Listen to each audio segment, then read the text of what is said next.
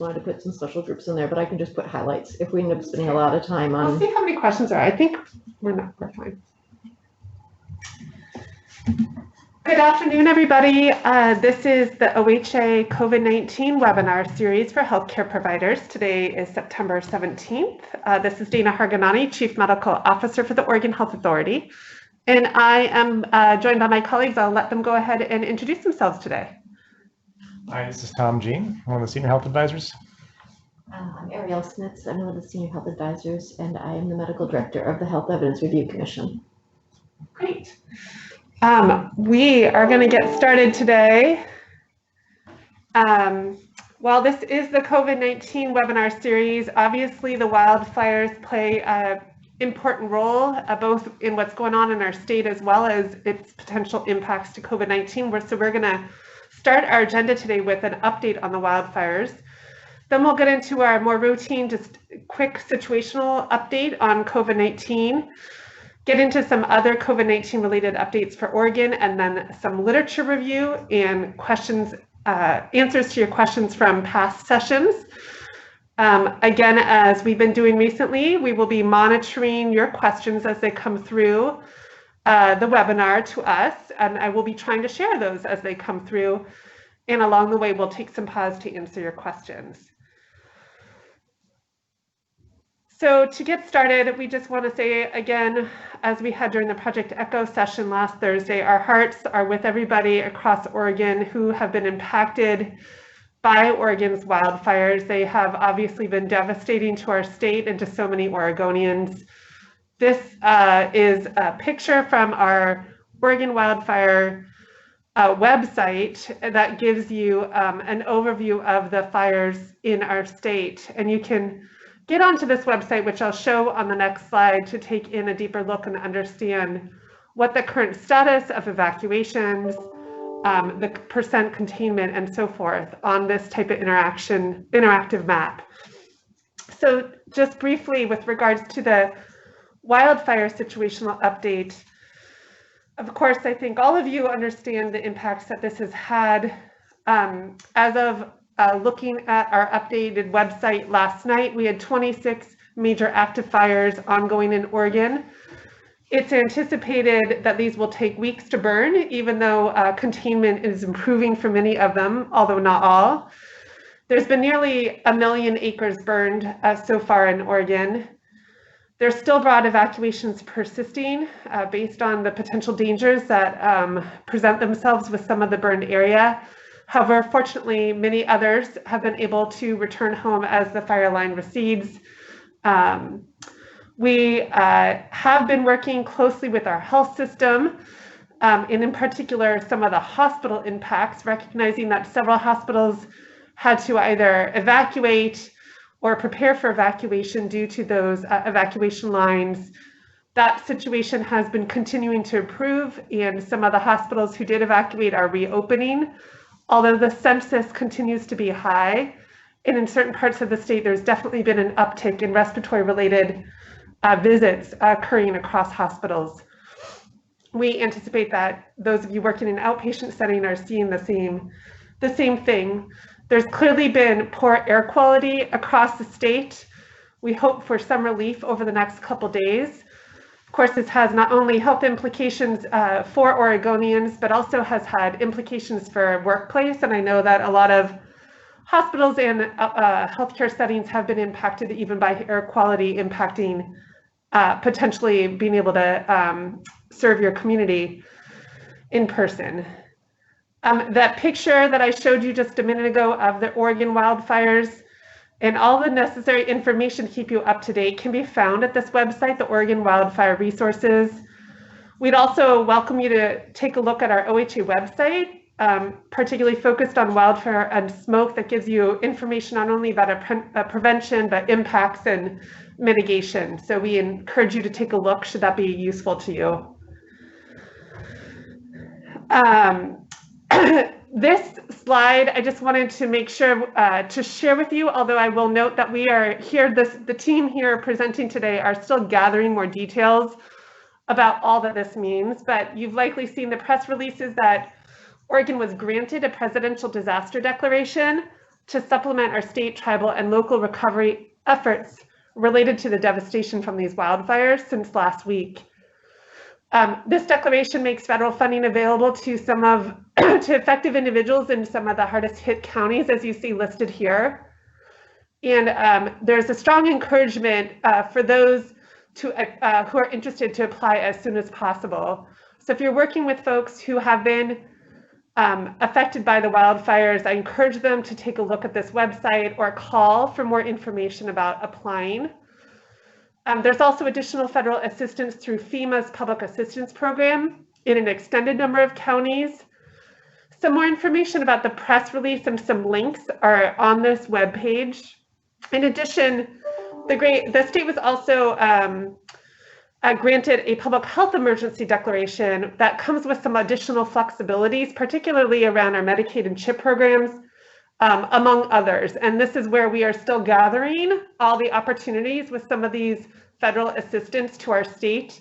And we'll be providing updates and getting more information as we're getting that information together.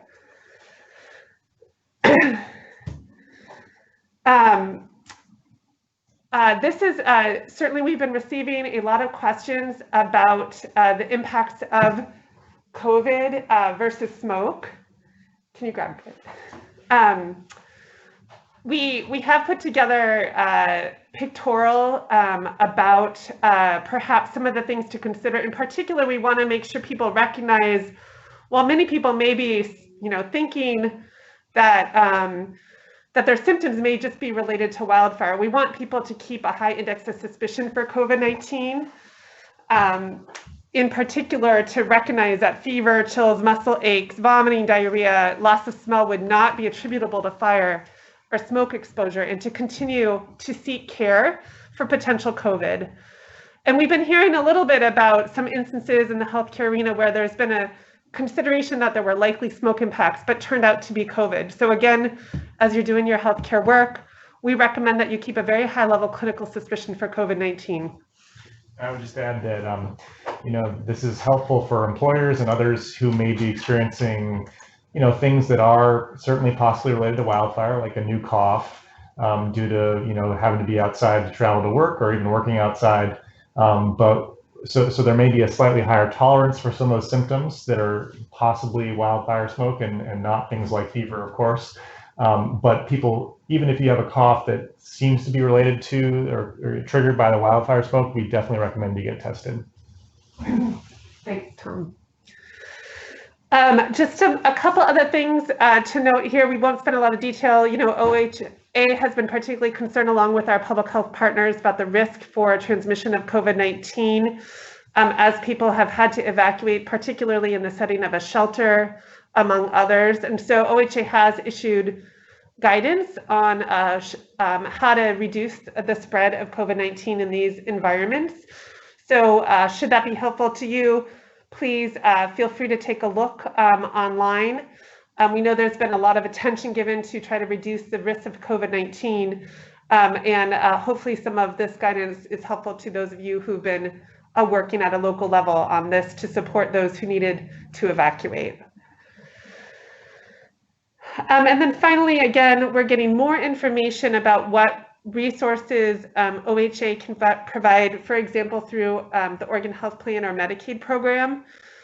This is one example, and we'll be rolling out more information, and likely true for other insurers as well. But specifically OHP members, please let them know that they can get their prescription medications and durable medical equipment replaced if they were lost or left behind due to wildfires.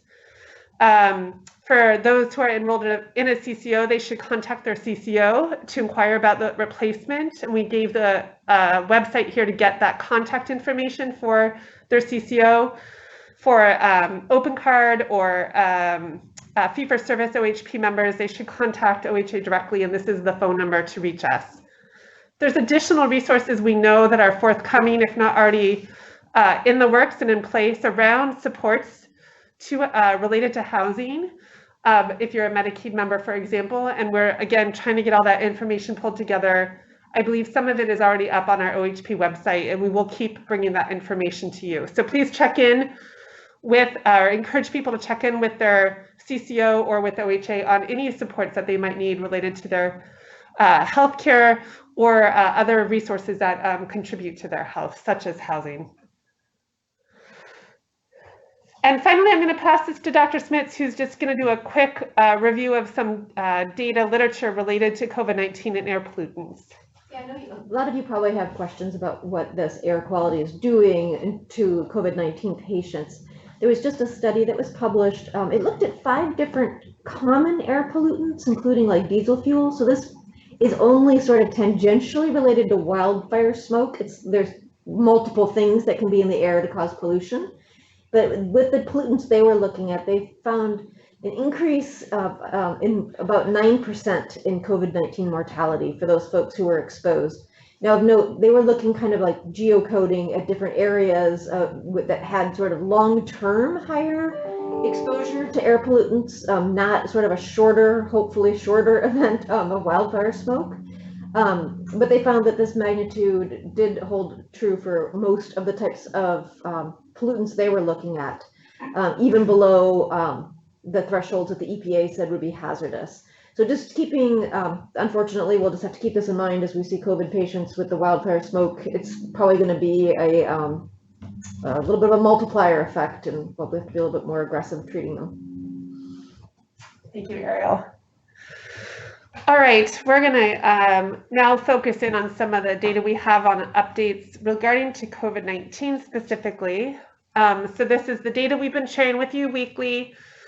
As of yesterday, we had nearly 30,000 total COVID-19 cases documented, with over 2,300 hospitalizations, and unfortunately now quite beyond the 500 death mark. You can see the improvements over time in our EPI curve. The data points represent the date of onset of symptoms, with significant improvements week over week for I think about the last 6 weeks at least. You can also note the bottom blue line, which represents those that have required hospitalization, which generally has also been trending down. We've been really optimistic about this data, of course, taking that into consideration of some of the impacts of wildfire that could come.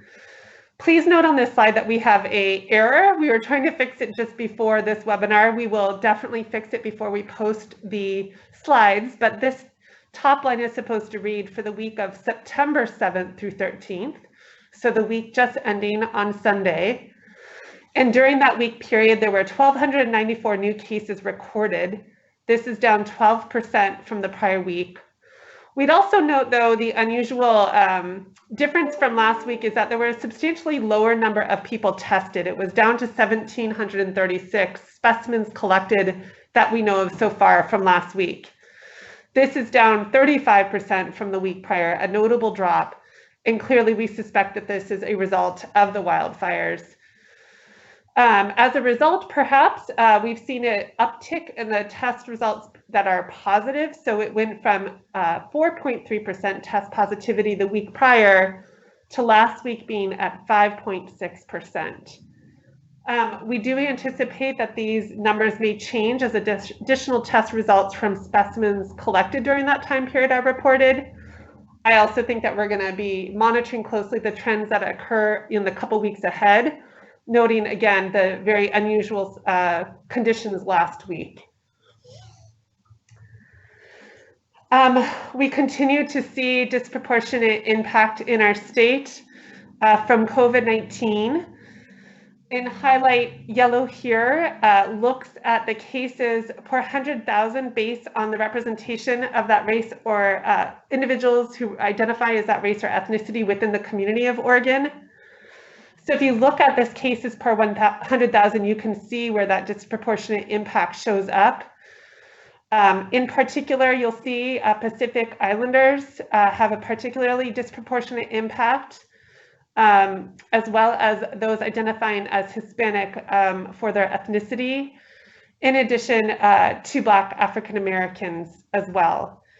Also on this slide, you can see, this was a question in one of our previous webinars, you can see the case fatality rate per community.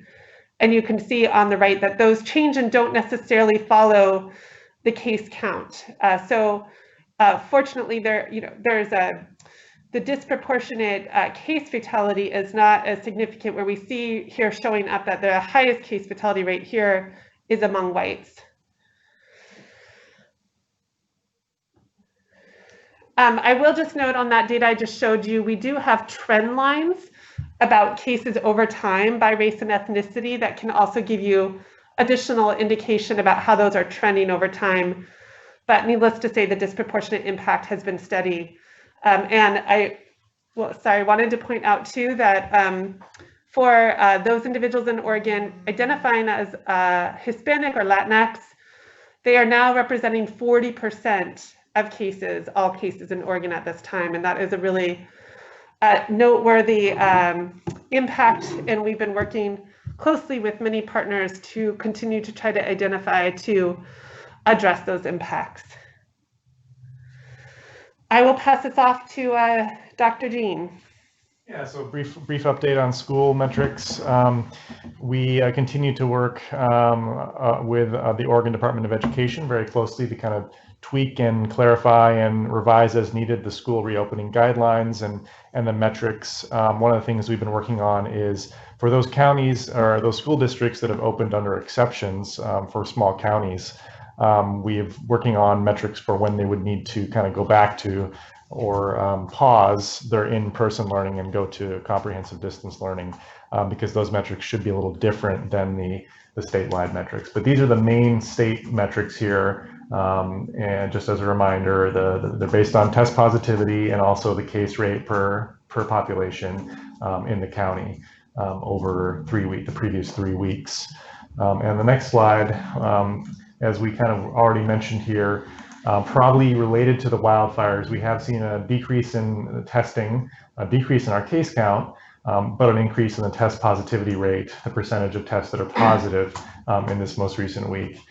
So again, we will be watching that closely. It is encouraging to see the case rate with a continued steady decline here for several weeks now.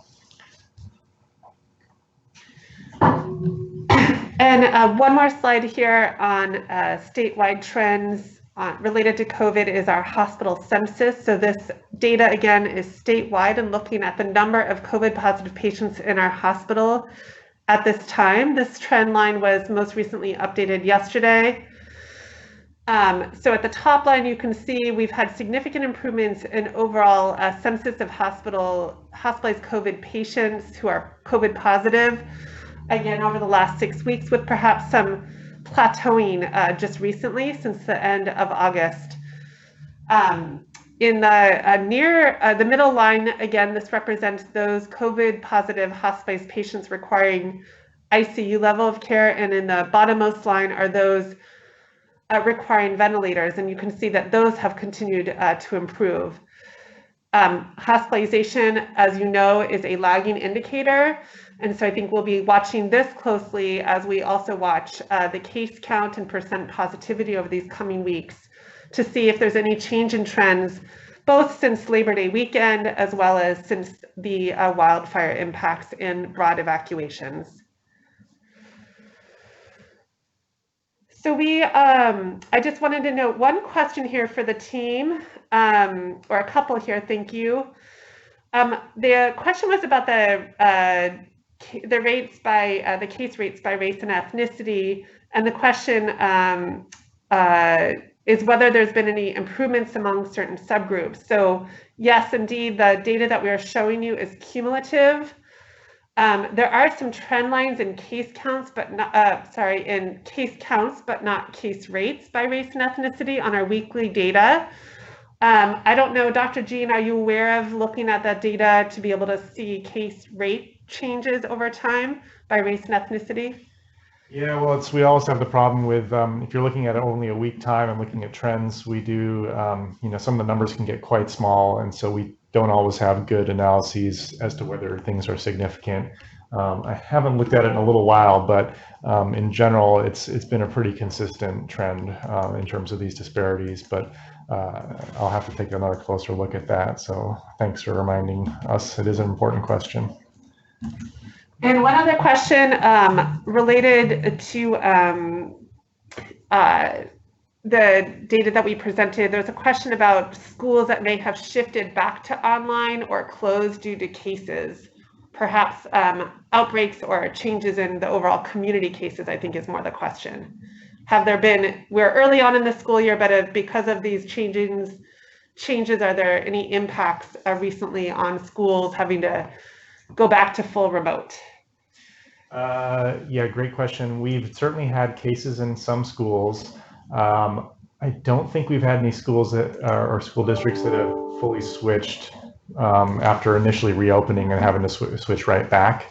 But we're definitely following that, and there probably will end up, I would say almost definitely it will end up being some that will do that, and that's kind of all part of the plan. I mean, we're trying to allow the flexibility and allow the benefits to students and parents for having in-person education while minimizing the risks, but we know that there will be some instances where the case rate goes up and there is even an outbreak in a school, and that school will have to temporarily go back to remote learning. That's really all part of the plan. So yeah, it's a little early to say at this point, but a lot of schools are doing remote learning at this point. Great, and I'll bring up one more question, then we'll keep going and we can come back to them as we can. There was also a question about what proportion of hospitalized cases are under 50 years or younger. So we can bring that data back at our next webinar. It is available, I believe, on our weekly update, and it shows cases by age, including case fatality rate. It shows both hospitalizations and case fatality rate. So I don't have that data at my fingertips. Certainly, my recollection of that data is certainly a much higher case fatality rate as well as hospitalization rate among older adults. Yeah, I think that's in our weekly report. Yeah. Okay, I'm seeing some other good questions. We'll keep them flowing, but I'm going to ask my colleagues to jump here. Dr. Jean, can you talk about this news about the pilot project? Yes. So just yesterday, Governor Brown announced that Oregon is joining with our other Western states PAC members, so California, Washington, but also Colorado and Nevada, in a pilot project to test the exposure notification technology that was developed by Google and Apple. And so what are exposure notifications? They're alerts that people can receive on your phone to let you know that if you've been in contact with somebody who has been diagnosed with COVID-19. And so this is really meant to play a supporting role. This is not meant to replace traditional contact tracing. It's meant to augment that. The participation is entirely voluntary. The user has to opt in, and then the user can voluntarily report if they've had a verified positive COVID test or diagnosis. They can report that to the app, and then the app, next slide, the app will confidentially notify any individuals who may have been exposed to someone who tested positive for the virus.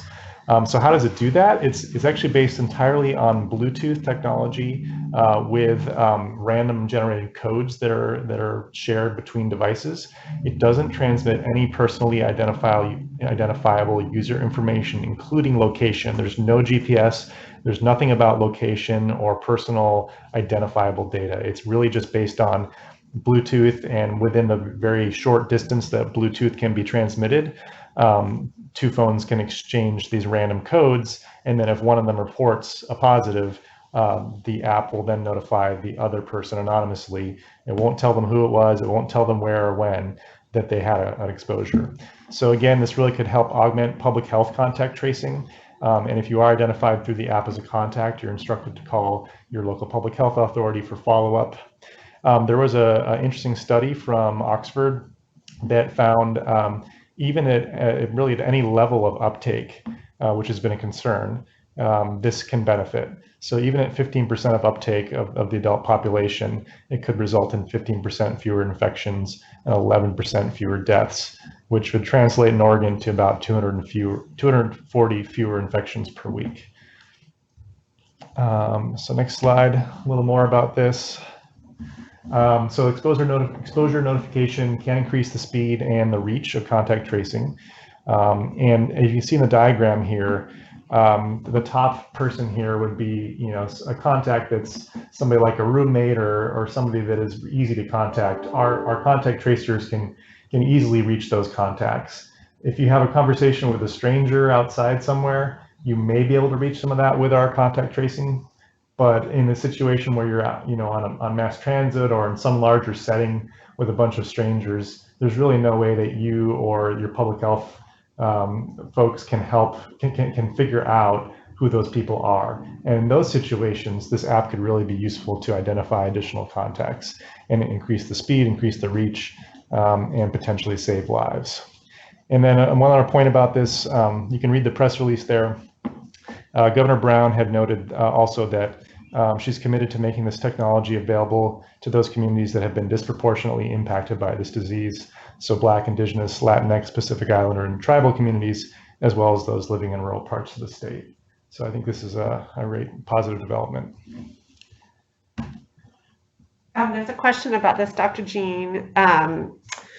It asks, will people coming in for testing be asked if they received one of these notices? Do you think that is something that could come of this pilot or this work? Well, I think that would depend on who's doing the testing, and I haven't heard that as being a requirement or a plan. Yeah. Okay, shifting gears a little bit, another update here. We have launched a statewide wastewater monitoring project to study the presence of the SARS-CoV-2 virus in more than 40 small and medium-sized communities around the state.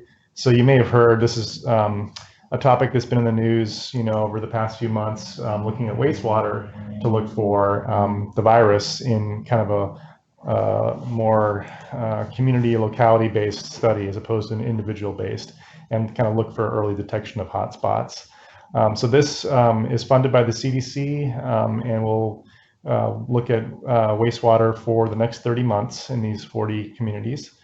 It'll help enable epidemiologists to better understand the circulation in some of our communities. And as I said, it can serve as an early warning system to detect some potentially silent spread before it becomes known through like an increased case rate.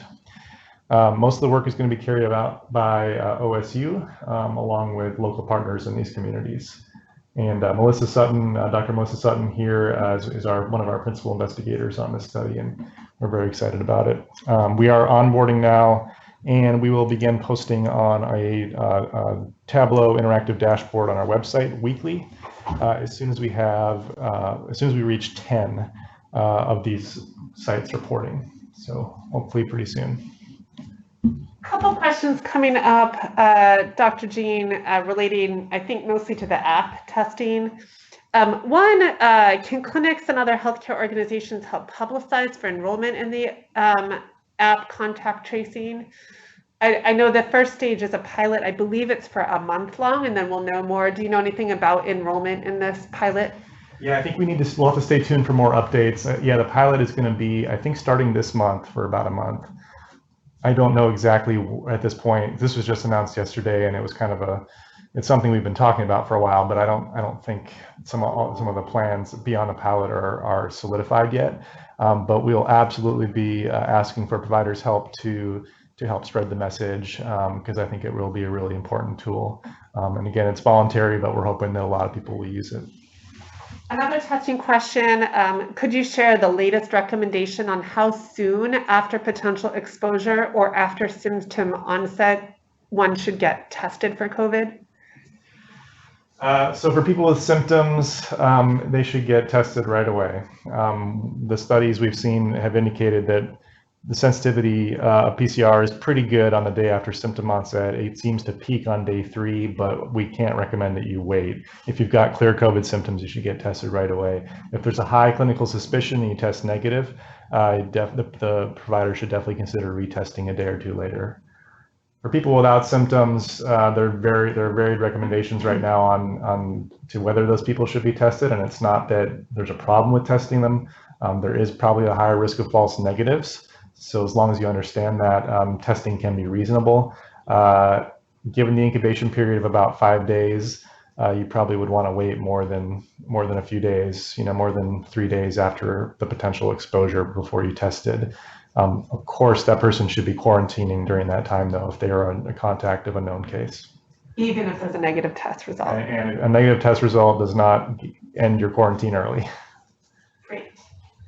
Awesome. We're going to move into some literature review. Fortunately, the first couple are focused on children and young adults, and we have had a question here that I'm going to put out. And if you want to take it after Dr. Smits, after you review the literature, or you want to tackle it right away, I'll leave it to you. So the question was, has there been any recommendations of what to do to clear kids to compete in sports in light of increased myocarditis with a history of COVID infections for the kids prior to returning to school sports, let's say in January? So I would just say that there's no data. There has been some reports of MRI findings and other not clinical outcomes of some people that might have some heart issues, but no clinical reports of any heart issues. So I think you should just continue to do your regular sports physicals and regular kind of screening before you clear kids for sports. And hopefully we'll start having sports again. Okay, so what I wanted to do this week with our literature updates was just kind of focus on some of the specific groups, basically. So there was a new article that came out this week in JAMA about COVID versus influenza in children, and I thought this was a pretty interesting article. Just basically a cohort study looking at kids with COVID versus kids with influenza A or B. What I found interesting about it was that there was really no difference in rates of hospitalization, intensive care unit, or needing to be ventilated.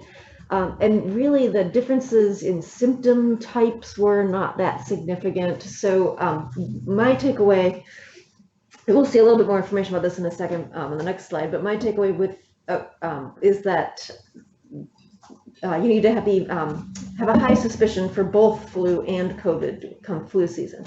I did want to note on this slide, though, it was just kind of a sort of a one-sentence little throwaway in the article, but I thought it was extremely important. And they basically noted a really sharp drop in influenza positive rates with school closures, and then almost going down to zero with the stay-at-home orders. And this goes along with what we've seen in countries in the Southern Hemisphere who've gone through their flu season in 2020. They've seen a very low influenza rate.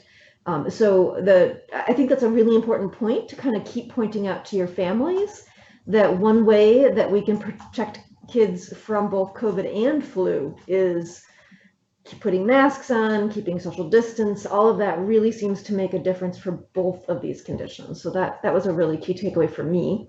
If you want to just move to the next slide. And this is the rest of the data, basically saying that perhaps more kids had a little bit more fever and maybe a little bit more diarrhea or something, but nothing was terribly significant. So I don't think there's anything that you can say looking at one kid versus another that this kid has COVID and that kid has flu.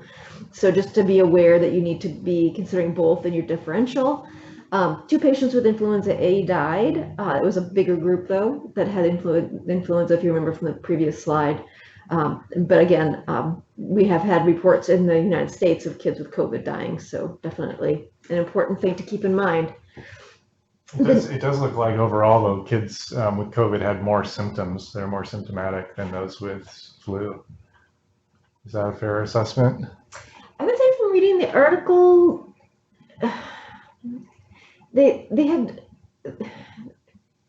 were more likely to have a range of symptoms, but not necessarily more symptoms per child. Okay. So, so anyway, just keep that on your radar when you're seeing kids this winter that, both maybe test for both flu and COVID again, like we were doing early on in the COVID season. Then the next article I wanted to point out also came out in JAMA, and it was looking at young adults. This was interesting to me because we've been hearing a lot in the news about young adults feeling like they're not at risk at all, and going out and going to frat parties at college, etc. This was an interesting study. It was a cohort study looking at about 3,000 young adults. So these were people 18 to 34, so sort of in that young group. They generally didn't need to be hospitalized, but if they were hospitalized, a lot of them needed intensive care and mechanical ventilation, and unfortunately, about 3% of this group died. So kids, young adults are not immune to the effects of COVID. So I think we're all aware of that, but that's just one thing to keep reinforcing in that population. And the same thing that we're seeing in older adults holds true in younger adults. So morbid obesity, hypertension, and male sex were associated with worse outcomes, as well as diabetes. So, you know, young adults are not completely immune, and they have a lot of the same risk factors. One of the things I didn't put on this slide was that if a young adult had 2 of those risk factors, they had the same risk of death as an adult over 50. So young adults do have better outcomes, but they are still susceptible, and they can still have poor outcomes. And if you have people in your practice in that age group with multiple comorbidities, you know, definitely caution them to be very careful, wear masks, social distance, etc. And then the last study came out in BMJ, and it was looking at maternal and perinatal outcomes from COVID. It was it's a living systematic review, which means that they're going to continue to be adding to it as new studies come out. The version that was available on September 1st had 77 studies with over 11,000 women, so a pretty robust group of data. Pregnant women with COVID-19 were more likely to require ICU admission and mechanical ventilation, not surprisingly, than pregnant women theoretically without any illness. 73 pregnant women with COVID-19 died, but that may not have been from COVID-19. It could have been from another perinatal, you know, hemorrhage, et cetera. And as just like we saw with the young adults, worse outcomes were associated with high body mass index, hypertension, diabetes, and advanced maternal age. So those are just kind of keep coming out in all of our studies as being risk factors. Next slide.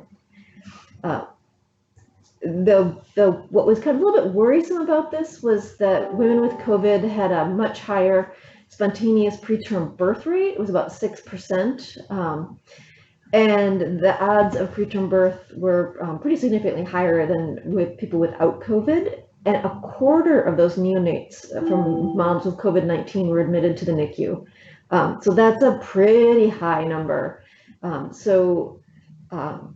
I mean, their conclusions are basically what's the risk factors. My takeaway from this is that when we get a COVID vaccine, make sure your pregnant patients are really close to the top of the list of folks who should be getting the vaccine, particularly to protect those neonates. It makes me worried that many neonates ended up in the ICU, in the NICU. I'm not sure what our state plans are. So there's some important federal work happening right now that we've been monitoring closely, where they've been looking at, and I believe it's a panel, I'm sorry, I'm blanking, I wasn't thinking off the top of my head, but in representation from the CDC, ACIP, and beyond. And this group have been holding public meetings looking at approaches to prioritization when the vaccine first comes out. I'd have to look back. Those materials are online. We'll try to bring some of that forth. I do not believe that group has finished their work, and we'll be looking for ACIP recommendations and doing our own work here in the state to look at prioritization. All of this, of course, we're paying close attention to, and we'll bring more information back to this group and to this webinar as more is available. But one thing certainly to be looked at is some of the federal discussion on this point. A couple questions. I'll pause before we jump into the last few slides here. Again, some hot testing topic questions. Oh, I also have, before you start that, the question about deaths under 50. Oh, yes. I just looked at the numbers. I don't have the case fatality rates, but I forget what the question was. But of our 511 total deaths in Oregon, only 18 were under the age of 50, and that's about 3.5%. And the case fatality for under 50 is less than 0.2%. versus up to 23% in the 80+ age group. So it's a pretty stark difference. And again, available in our weekly update on our COVID webpage, and that data updated weekly, obviously. So some of the testing questions, this was related to the timing of tests and the implications of a negative or positive test during quarantine. And just note that this was really important information and a point of confusion for the community and some clinicians. And the question was, could we point our audience to some rapid communication resources that we could share broadly with communities about testing and false positivity, or perhaps also false negativity? Yes. I'm trying to think if we have anything specifically addressing that available.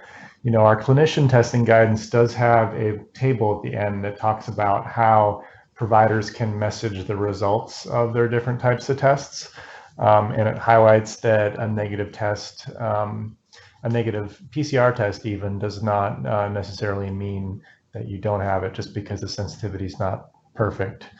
And it also talks about how to message antibody test results, you know, which are obviously quite different in terms of what they mean.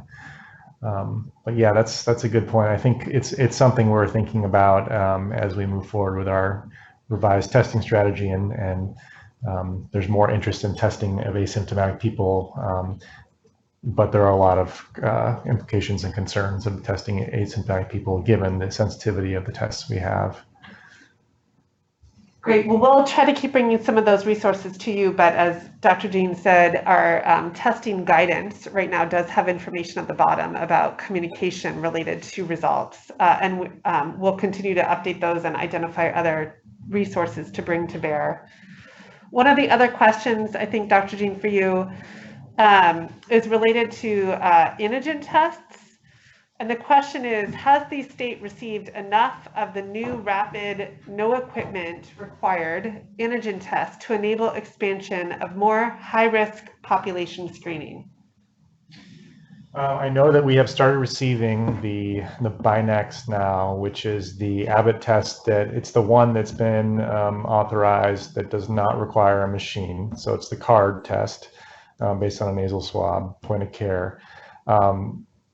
The last I heard was most of these tests are going to be earmarked for schools and I think SNFs or some type of long-term care facilities, and that will, I think, include just kind of serial screening of people in long-term care facilities, but I don't have any more specifics than that right now. Okay, a couple other questions coming through. Let me see if I can organize them. Back to the percent deaths around age, Dr. Jean, one of the, I guess, clarifications is, what is the percent deaths for under 50 among hospitalized case patients? Do we have that? So among those hospitalized, the percentage of deaths among those under 50? We might need to look into that. We would have to. I mean, I think the vast majority of deaths were people who were hospitalized. Not all of them, but most of them. But I'm not sure we have it broken out separately by hospitalized or not. But it's something we might be able to look at. There was another question about when the vaccine is expected. Yes, there's been a lot of headline news about this. And we were just talking to some of the federal work and additional future work in the state to come about prioritization. I think the news headline, again, was around broad availability. And I think the detail, I believe, from Dr. Fauci in his comments were by the second or third quarter in those most recent headlines. Again, there's been some suggestion coming out by the federal government that the earliest doses could be much sooner. And I don't think that we have any more precise information for you at this time. As we do get more information, we will certainly be updating you. There was a question about stratification for children, and is there a pediatric vaccine also in the works? I believe that I would recommend, if you have access to getting to the OHSU Project ECHO webinar, from last week, we had a great expert presentation by Dr. Slifka on vaccine development. I do believe that the majority of the vaccines are not being tested among children right now, but he did have additional comments about that in his slideshow. I don't know that I have additional recollection of those details to provide with you today, but I would highly encourage you to take a look at the Project Echo slides. Hopefully you have been able to participate in those webinars as well, and we'll have another one next week. And then finally, for you, Dr. Smits, the question was about the neonates who required, I think, ICU stay, or in those studies, did they test positive for COVID? That was one of the questions. I don't believe so, but I just wanted to check. Yeah, so remember these were multiple studies, et cetera. So they just counted the number of kids in the NICU. My takeaway was more that there were so many more preterm births that really, and so they were suffering more from the effects of preterm birth rather than being actually positive themselves. Okay. And do we know if there's any monitoring of fetal deaths happening as a result of COVID impacts? Did you come up with that in your literature review? I did not. That would be a very interesting outcome. Fortunately, it's a rare outcome in general, so I think it might be hard to see until we get a lot of pregnant women with COVID. Great. I'm going to have us move on and we'll come back around to additional questions. So Dr. Smith, this is a question that we've heard a lot about, so we're going to keep bringing you back information as we obtain it. Yeah, so this is a question from the last webinar that we gave, and basically wanting to know what the information on the long-term effects of COVID-19. So not the first week or two, but maybe what happens to somebody a month or 2 or 3 after their positivity. So there's a report in the Lancet that basically just cataloged all of the things they're seeing. So extreme fatigue or muscle weakness, fever, shortness of breath, headaches, sore throat, rash. I mean, you can see all of the symptoms, and a lot of them are really non-specific. So changes in mood or sleep difficulties, needle pains, that kind of thing. So really difficult to tell what is going on there. So if you want to move this slide forward one. So there were multiple papers just kind of looking at theoretical long-term effects. They're talking about lung scarring and damage that might cause increase in like COPD or asthma. But again, these are all sort of theoretical what might happen. These cardiac damage, which are basically based on looking at imaging studies rather than symptoms of people, and then neurologic effects. So there's some theoretical, but no outcomes. So the next slide is basically, there's a bunch of studies just looking at this specific question. So the NIH is running the CORAL study, which is going to run for the next 2 years, looking at outcomes of people. In the United Kingdom, they have this fast COVID study. They're going to be following people for a year. And then the European Union has the capacity registry that they are going to specifically be following cardiovascular complications, but they didn't say how long. It's a registry study, so I'm assuming they're just going to keep it open for a while. So these studies are probably not really going to give us a lot of information for a year or 2, unfortunately.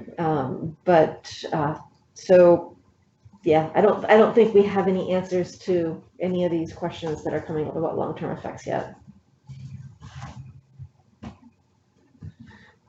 Okay, a couple more questions. Thank you, Ariel. There is a question about whether these presentations are available later online, recorded, and the answer is yes. On our COVID webpage, and I'm going to try to tape this into the box as well. So www.healthoregon.org/coronavirus. On that main page, there's a yellow box partway down for healthcare providers. And once you hit that tab on the new page that comes up, which is the COVID-19 Healthcare Partner Resources, about halfway down, there's a section called COVID-19 Information Session for Oregon Healthcare Providers. And there you can find all the webinars, the slides, and you can also see the Project Echo session. So it's all there together, including that presentation I mentioned from Dr. Slifka during last week's Project Echo. So take a look there, and we do record these. Let's see, I am just checking to see if we have, so another question, I think, again, a follow-up to the neonatal and perinatal outcomes data. Do we have data that suggests that COVID is transmitted vertically? I think is, thank you, the most straightforward way to ask that question earlier. Yeah, so the study that that I brought up, the systematic review, didn't really address that. I have run across a couple of case studies where that does seem to have happened, although it's really difficult to tell whether the kiddo got COVID in utero or during delivery, or whether being close to mom right after delivery, you know, where the transmission happened. I think there were the couple case studies that I saw that were a little more convincing where mom and baby were immediately separated after delivery because of the condition of one or the other, and the child was positive. So I think in some cases there is some vertical transmission. More data to come. More data to come. Yeah. Another question I want to share that I just broadcasted has come up in a variety of different sessions, and I know is really important to folks who've been listening in and providing care in the community. So the question is, or first a statement, people are dying in their residence, and that is true. We have reported on some of that in our fatality data. Do we know what percentage of these are expected, like those who were already on hospice, versus those that were unexpected? For instance, you know, unexpected deaths snuck up on people. Do we have any of that data? And then the follow-up question is, what can primary care providers do to help prevent unexpected deaths? Well, that's a good question. I'm not aware of data we have on it. It's kind of beyond our public health reporting to get into that level of detail. I think that would probably involve some chart review to determine whether a particular COVID death was, you know, in somebody. I'm not sure how you would define expected. Or maybe the question is more about looking at our overall death rate. We do actually have that data. You know, how are deaths in Oregon on a weekly basis compared to our historical averages? And so in that sense, you'd have observed versus expected. And we have, I can say on that, we have been generally a little bit above our 5-year historical average. However, we're not so far above it that we meet the National Center for Mortality, I forget the exact acronym. They have a specific definition of excess mortality, and most weeks in Oregon we have not met that, despite the United States as a whole meeting that. So we're doing pretty well, and so we could maybe send out the link to the dashboard. It's a separate dashboard from our main one, and it shows weekly reported COVID deaths and then weekly excess deaths. It also shows place of death, and I will say that the two main places of death where we're seeing increases are home and home hospice. And I think when you look at our data on our website, that, you know, it's the folks who are maybe 90 plus who died at home, you may have some assumptions that they may have had a choice not to be in the hospital, but again, we would have to dig into it with looking at their medical records. Right, it's a tough question to answer. Okay, I'm looking. I think we've covered most all of them. Sorry, I'm trying to speak and monitor the questions at the same time. We'll do a look back after today to make sure there weren't any we missed that we can address, and bring up some of the data next week or the week after that you've asked about today. So in closing, first, thanks to Dr. Jean and Smits again for helping provide all your expertise and information on these webinars. To all of you in the audience listening today and asking questions, thank you for the work that you are doing every day in your community. And really just again, our heartfelt thoughts are out there to all Oregonians who are facing yet another series of trauma on top of COVID-19 related to the wildfires. And we hope that you will reach out to OHA should there be needs unmet that we can help to address. So we hope you are all safe, and we look forward to joining you next week for the next Project Echo, and in 2 weeks again here with our webinar. Have a good day. Take care.